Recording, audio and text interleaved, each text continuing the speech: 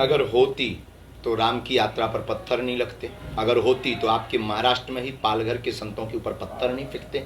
अगर होती तो हम राम की चर्चा करने वाले व्यक्ति को जगह जगह नोटिस नहीं मिलते। अगर यही बात होती तो हमारे खिलाफ FIR नहीं होती। अगर होती तो हम एक ऐसे धर्मगुरु हैं जिन्हें अपने ही राष्ट्र में कथा करने के लिए अनुमतियां प्राप्त नहीं होती हैं।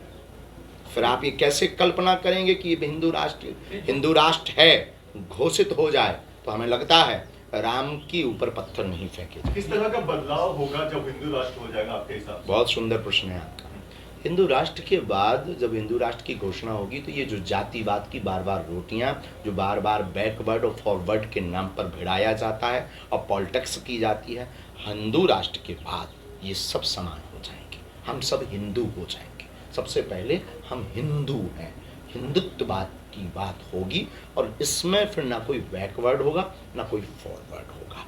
हिंदू राष्ट्र के बाद में ये जो बार बार पंथ और मजहब की लड़ाई छिड़ जाती है ये नहीं होगी।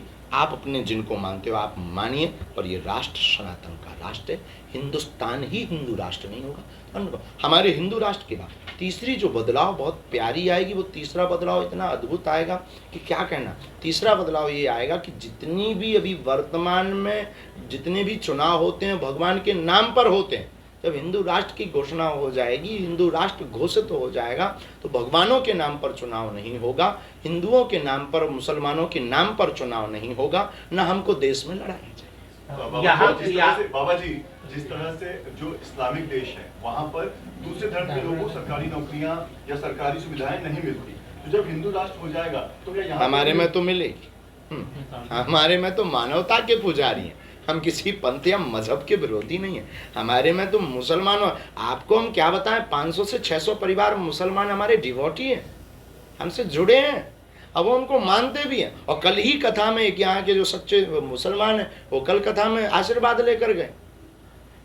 ये केवल और केवल हवा दी गई है कि हम मुसलमानों के खिलाफ हैं। अगर आपको ऐसा लगता है बाबा जी, तो आपकी कुछ बात मतलब जो कथावाचन में हमने सुना है कि आप कहते हैं कि हाथ में हथियार दीजिए, हमें रक्षा करनी है, तो आपको रक्षा किससे करनी है हिंदू राष्ट्र में? आपको अगर हमारा देश की आबादी आज की तारीख में 142 करोड़ है, उसमें लगभग अगर हम लोग 80% है, तो इन 80% 80% में जब सुरक्षित नहीं है, 80% में जब पत्थर घल रहे हैं, 80% में भी आपकी बहन और आपकी बेटी को लव जिहाद के नाम पर ले जा रहे हैं, 80% में भी आपकी ज़मीनों पर कब्जा अवैध किया जा रहा है जो इन्होंने लैंड वाली बात की, 80% में भी आपको राम मंदिर बनाने के लिए 50 साल से ज़्यादा लग गए, 80% में भी आप कृष्ण जन्मभूमि के अभी तक निर्णय नहीं करवा पाए, 80% में भी आप रहते हुए भी आज तक अभी तक खुल करके सनातन और हिंदुत्व की बात नहीं बोल पा रहे। क्या आप खाक 80%?